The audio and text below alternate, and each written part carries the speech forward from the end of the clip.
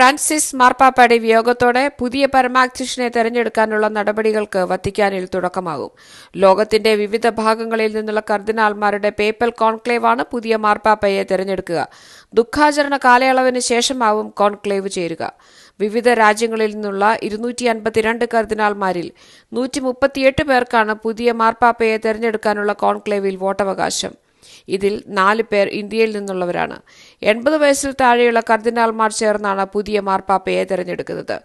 Zero Malankara സഭ major archbishop കർദിനാൾ ബെസേലിയസ് മാർ ക്ലീമസ് കാത്തോലിക്ക ബാവ, വൈദികനായിരിക്കെ നേരിട്ട് കർദിനാൾ പദവിയിലേക്ക് ഉയർത്തപ്പെട്ട Mar George Jacob Koovakad, Hyderabad metropolitan archbishop കർദിനാൾ Anthony Poola, Goa metropolitan archbishop കർദിനാൾ ഫിലിപ്പ് നേരി ഫെറോ എന്നിവർക്കാണ് പുതിയ മാർപ്പാപ്പയെ തെരഞ്ഞെടുക്കാനുള്ള നിയോഗം. ഒരു മാർപ്പാപ്പ കാലം ചെയ്താൽ വത്തിക്കാൻ ഇന്റർറെഗ്നം കാലഘട്ടത്തിലേക്ക് പ്രവേശിക്കുന്നു. മാർപ്പാപ്പയുടെ മരണത്തിനും പുതിയ പാപ്പയെ തെരഞ്ഞെടുക്കുന്നതിനുമിടയിലുള്ള സമയമാണിത്. വത്തിക്കാനിലെ സ്വത്തുക്കളുടെയും വരുമാനത്തിന്റെയും അഡ്മിനിസ്ട്രേറ്റർ മരണം സ്ഥിരീകരിക്കുന്നതോടെയാണ് പ്രക്രിയ ആരംഭിക്കുന്നത്. മാർപ്പാപ്പയുടെ മാമോദീസ പേര് 3 പ്രാവശ്യം വിളിച്ചാണ് അദ്ദേഹം ഇത് ചെയ്യുന്നത്. പ്രതികരണമില്ലെങ്കിൽ മാർപ്പാപ്പ യഥാർത്ഥത്തിൽ മരിച്ചു എന്ന് പ്രഖ്യാപിക്കുന്നു. 1963 മുൻപ് മാർപ്പാപ്പയുടെ നെറ്റിയിൽ തട്ടാൻ ഒരു ചെറിയ വെള്ളി ചുറ്റിക ഉപയോഗിച്ചിരുന്നു. എന്നാൽ 63 ശേഷം ഈ രീതി അവസാനിപ്പിച്ചു. പിന്നീട് വത്തിക്കാൻ ഔദ്യോഗിക മാധ്യമങ്ങളിലൂടെ മരണവാർത്ത ലോകത്തെ അറിയിക്കുന്നു. മാർപ്പാപ്പയുടെ മരണശേഷം 15 മുതൽ 20 ദിവസങ്ങൾക്കിടയിൽ കോൺക്ലേവ് ആരംഭിക്കും.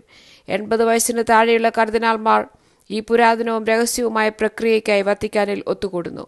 മാധ്യമങ്ങളോ ഫോണുകളോ മറ്റു കോൺടാക്റ്റുകളോ ഒന്നുമില്ലാതെ പുറം ലോകവുമായി ബന്ധപ്പെടാതെ അടച്ചുപൂട്ടിയ സിസ്റ്റൈൻ ചാപ്പലിനുള്ളിൽ കഴിയും. ഒരു സ്ഥാനാർത്ഥിക്ക് 3/2 ഭൂരിപക്ഷം ലഭിക്കുന്നതുവരെ 1-ലധികം റൗണ്ടുകളിൽ വോട്ട് ചെയ്യുന്നു. ഓരോ വോട്ടിന് ശേഷവും ബാലറ്റുകൾ കത്തിച്ചുകളയും. പുറത്ത് ലോക ജനത തീരുമാനത്തിനായി കാത്തിരിക്കുന്നു. സിസ്റ്റൈൻ ചാപ്പലിൽ നിന്ന് കറുത്ത പുക ഉയർന്നാൽ തീരുമാനമായില്ല എന്നും വെളുത്ത പുക ഉയർന്നാൽ പുതിയ മാർപ്പാപ്പയെ തെരഞ്ഞെടുത്തു എന്നും അർത്ഥം. പിന്നീട് സീനിയർ കർദിനാൾ ചരിത്രപ്രസിദ്ധമായ സെന്റ് പീറ്റേഴ്സ് ബസിലിക്കയുടെ ബാൽക്കണിയിലെത്തി ലോകത്തോട് ആ പ്രഖ്യാപനം നടത്തും: ഞങ്ങൾക്ക് ഒരു മാർപ്പാപ്പയുണ്ട്. പിന്നാലെ പുതിയതായി തെരഞ്ഞെടുക്കപ്പെട്ട മാർപ്പാപ്പ കത്തോലിക്ക സഭയുടെ പരമാധ്യക്ഷൻ എന്ന നിലയിൽ സെന്റ് പീറ്റേഴ്സ് സ്ക്വയറിൽ തടിച്ചുകൂടിയ വിശ്വാസികളെ അഭിവാദ്യം ചെയ്യും.